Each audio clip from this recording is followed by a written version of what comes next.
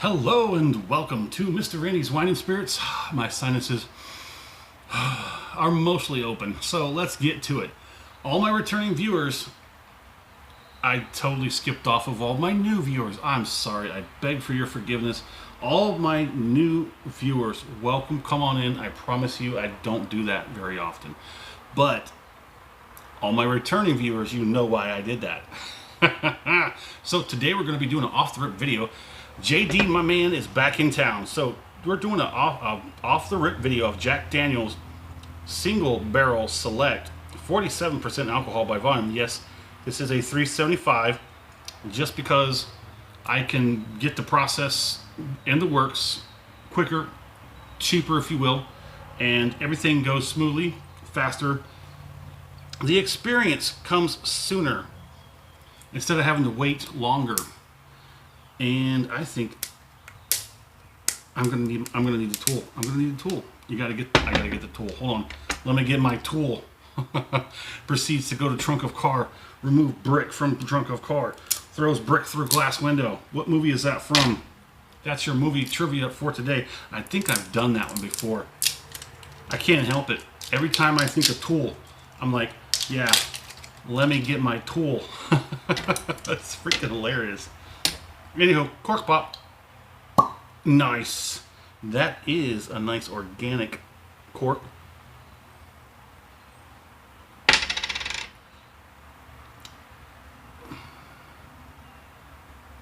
Barrel number, bottling date, December 18th, 2024. So, yeah, Barrel House 206. Okay. Let's get this on, shall we? Ooh, not so fast, jeez. Jack Daniels, my man, you have been... That's creek water, baby. That's creek water. Tennessee creek water. I know what I'm talking about because I've seen plenty of creeks in Tennessee, the mountains of Tennessee. I have family that lives on the side of a mountain in Tennessee. They extract a certain libation from the mountain, if you will. Well, the water comes out of the mountain, and they, you know, I've had some of that, just a sip, because I was too young, but man, like fire water. Haven't gotten into that yet. That's one libation that Mr. Randy has not gotten into, so Mr. Randy is a 3-part series. Part 1, off the rip. Get it home, crack it open, have my first pour, share my first impressions with you because I love you, baby. Part 2, full review time. We drink it down to halfway. This is probably only going to take a few days to get to that point.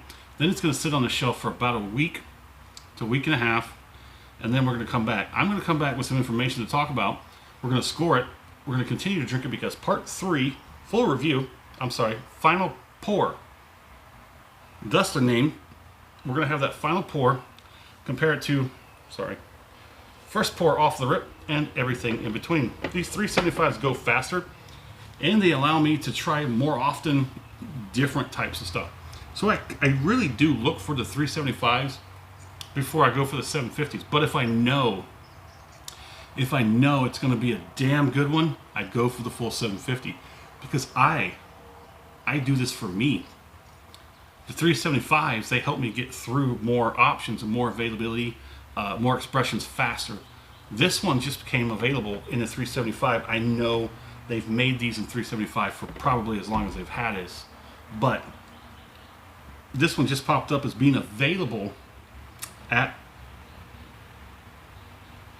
Total Wine. It was at Total Wine, and this bottle, there's a lot on. There's a lot of bottles on this receipt. I'm sorry. Where is it?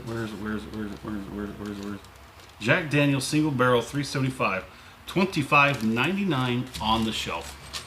There you have it. $26 on the shelf. So I probably paid just under $30 for this bottle. Let's get to the nose, shall we? Ooh. Hold on a minute. Hold on. It's light, but it's really nice. It's light, but it's really nice. It's really, really nice. 47% you say. I'm not getting a lot of heavy-handed ethanol. I am getting pencil eraser, easy, smooth pencil eraser. I'm getting some vanilla and caramel. The vanilla and the caramel are going hand in hand right here with a little bit of spice trail behind them. Oh, that's a beautiful nose. That is a beautiful nose for a Jack Daniels. Now, I have to say, I will never go back to the old number 7. No, thank you. Even worse is the Gentleman Jack. That's like, what, 86? 86, and it tastes like watered down Jack Daniels.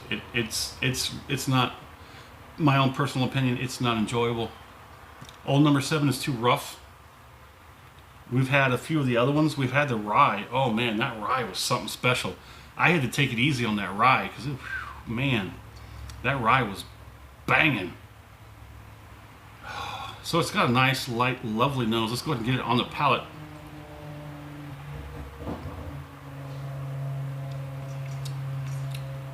Oh, wait. Oh, so yeah, you're getting... It is a blitzkrieg of spice. It is a big rush of spice, but then it sort of mellows out. That spiciness washes away. And then you come in with that signature Jack Daniels. That Tennessee charcoal filtered goodness. There is vanilla, some caramel, some oakiness. It's kind of different because the nose is so light. And then it flips the script on you for that palating. And then you come in with that, that spice just wakes you up. Like, hope the nose didn't put you to sleep because the palate's going to snap you right into it. Unfortunately, the negative part about this is that it's all very temporary. I have basically nothing left but a little bit of an afterthought. But let's go ahead and get one more on it.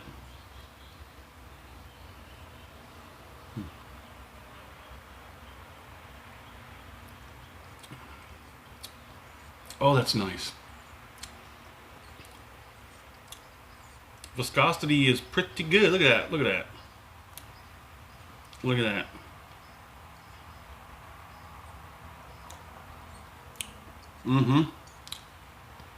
Oh, man. Whew. For all my new viewers, I have intentionally tried my dangest to stay away from single barrels for one good reason. Because the single barrels, they vary from barreling to barreling or bottling to bottling. So it's never going to be exactly the same. They may try their damnedest to make sure that they're as similar as possible. But does this have any kind of... I was looking to see if they had any indicators of like rickhouse or what level or shelf. Oh, it's bottling date, barrel number, and barrel house. So yeah, whenever they do a single barrel select, you're definitely going to be getting some information about the barrel house, the barrel number, and the bottling date. So I'm not the type of person who's going to be chasing down this particular barrel just because it was the best barrel I've ever had in my life. No. But that's the problem with single barreling, right? Because you're never going to get the same thing again. You're guaranteed not to get the same thing ever again. But every time you get this bottle, you just may be getting something different. But you have to match up all the numbers and whatnot to make sure that, you know, what you're getting is the same or different. Damn. I'm definitely starting to like Jack Daniels better as a bourbon. And I'm definitely starting to like bourbon better because of Jack Daniels. So yes, the number 7, old number 7 was harsh. And it's definitely something that you're going to dump in some Coke. For sure. When you're young and you're dumb, you just dump it in some Coke.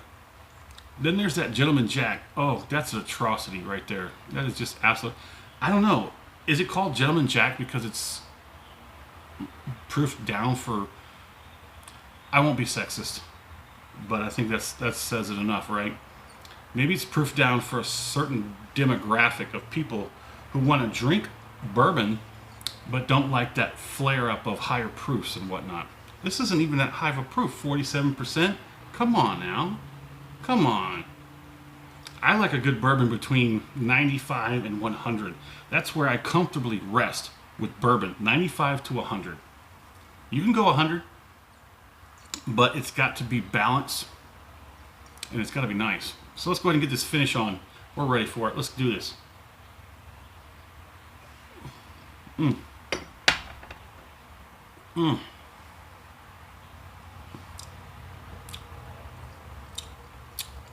Mm. Mm. That's delicious. And that is one of the things, that slippery slope of single barrels, is you have a 9 out of 10 chance of it being a banger. Absolutely delicious. And the problem with that is you will love it. You will love it so much that you will seek out other single barrels from other distillers, other labels.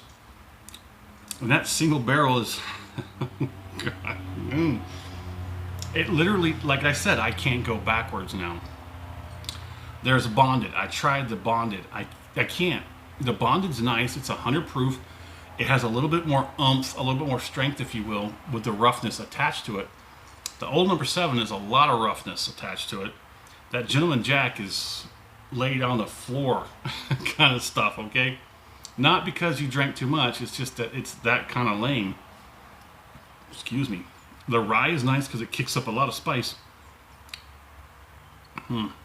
So now there's next one in line for Jack Daniels for Mr. Randy is going to be the Single Barrel Select Barrel Proof.